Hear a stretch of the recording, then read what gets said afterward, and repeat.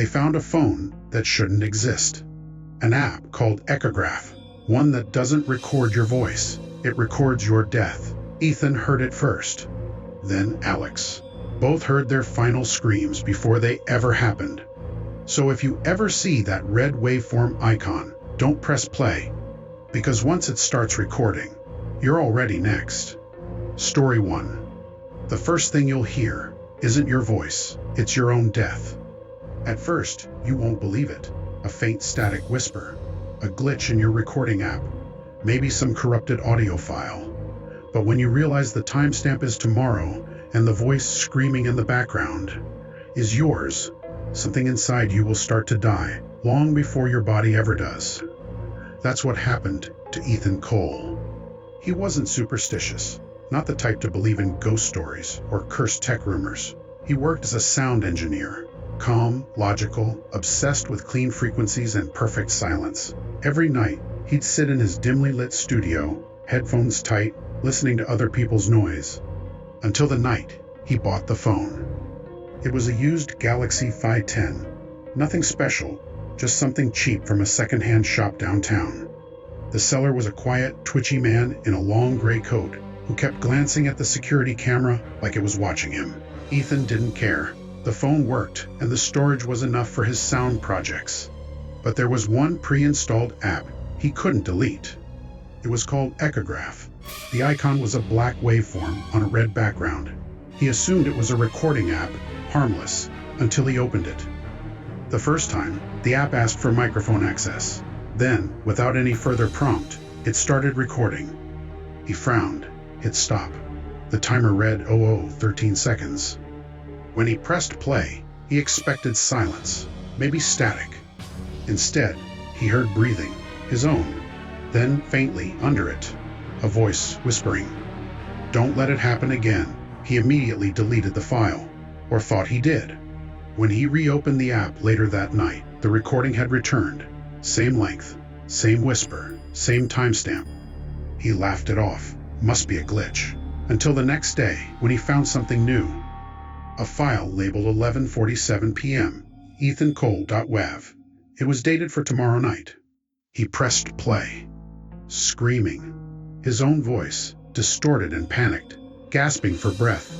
Then, a violent crash. Then silence. It lasted 21 seconds. He listened to it 10 times, every second burning into his brain. When midnight came and nothing happened, he tried to convince himself it was fake, maybe a prank left by the previous owner. But the next night, at exactly 11:47, the power went out in his apartment. The sound of glass shattering in the kitchen made him freeze. He stood, trembling, and turned his phone flashlight toward the noise. Nothing. No one there. The only thing out of place was his reflection in the window, breathing heavily, just like in the recording. He threw the phone in a drawer, tried to forget it, but curiosity is stronger than fear. The next morning, a new file appeared. 02:12 a.m. ethancole.wav. Timestamp, tomorrow night. This time, the audio was longer. He heard himself talking, begging someone to stop, pleading, "Please, I'm not ready." Then the sound of footsteps, then static. Ethan stopped sleeping. Every night, he stayed awake, waiting for the next recording to come true. But it never happened exactly as predicted. The phone seemed to be watching his choices, adapting. One night, he tried smashing it. He wrapped it in a towel, hit it with a hammer until the screen cracked and the glass scattered. But the next morning, the phone sat neatly on his bedside table, screen unbroken, fully charged, with a new file waiting. This one wasn't labeled with a time, it was labeled now. He dropped it instantly, heart pounding. The screen flickered, showing only red waveforms bouncing in rhythm with his breathing. Then his own voice came through the speaker. "Ethan, stop fighting it."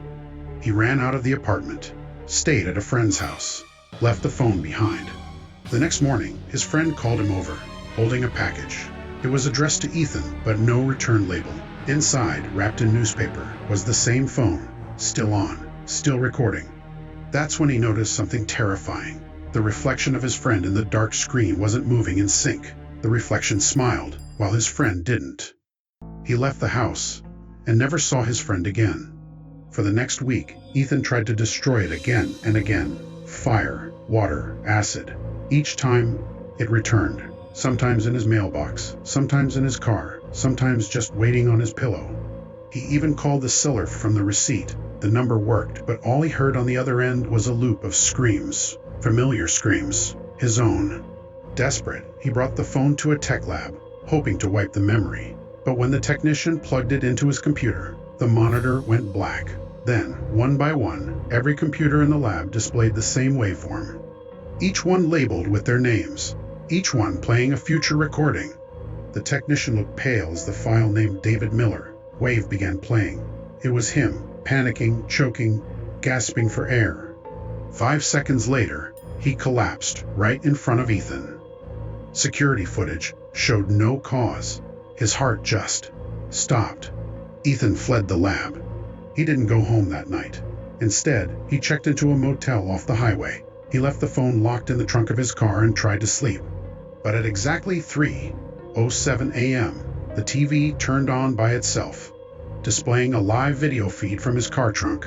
The phone screen was glowing. The app was open, recording. He could see himself reflected faintly in the motel TV screen, pale, wide-eyed, trembling, as his voice began to play through the speaker. "I can see you now." He ran out, barefoot, sprinting through the parking lot. The phone wasn't in the trunk anymore. It was in his hand. He didn't remember picking it up, and now the app was open again, recording. He looked down. The waveform on the screen was moving before he spoke. It was recording sounds that hadn't happened yet.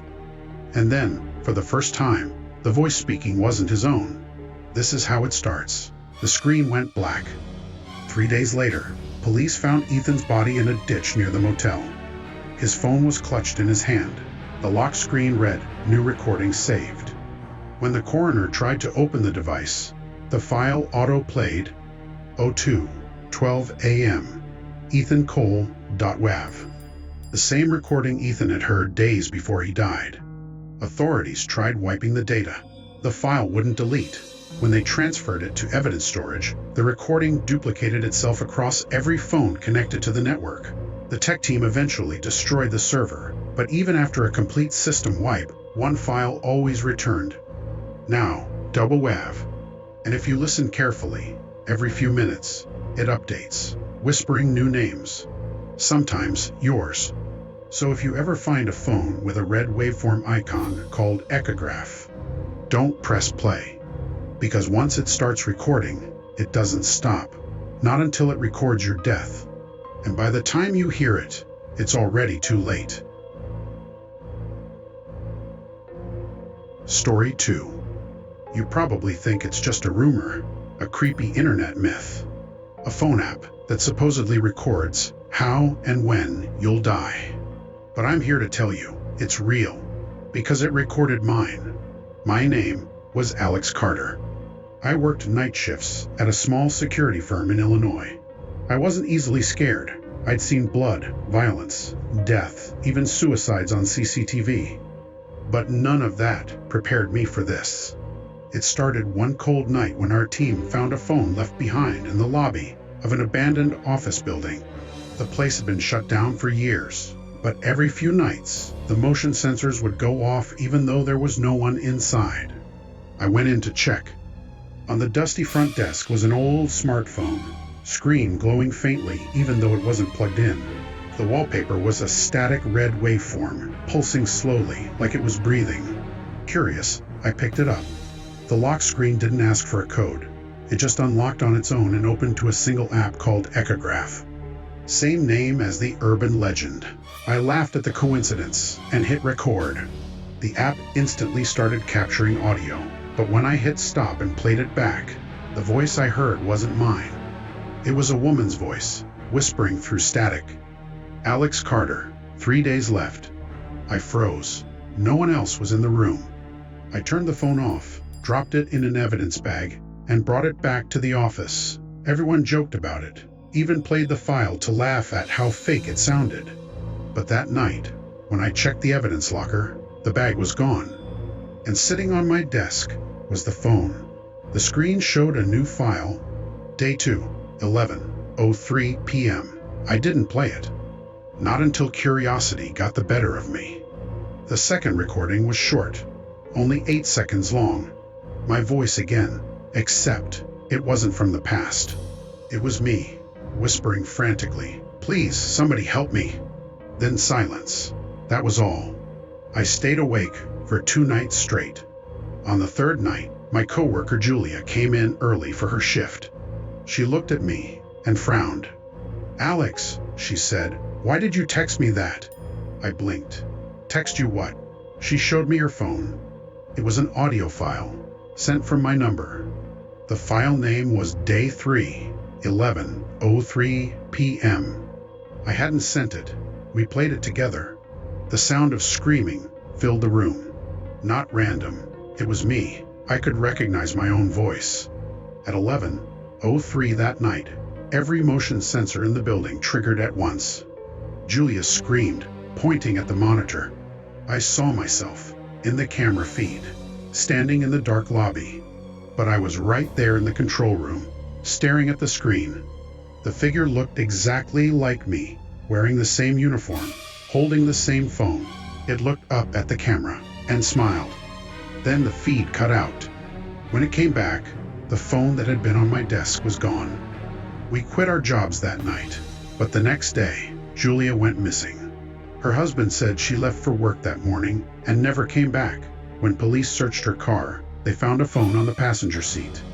The same model, same red waveform wallpaper, same app, Echograph. And in the recordings folder, they found 3 files, each named after a different day, each ending with her name. I tried to destroy the phone again, smashed it, burned it, buried it. It always came back. Sometimes in my mailbox, sometimes on my nightstand, sometimes vibrating in my pocket even when it wasn't there a moment ago. The final time I checked, there was a new recording. Day 4, now. I played it, the sound of footsteps, my heartbeat, a door creaking open, and a whisper, "You shouldn't have listened."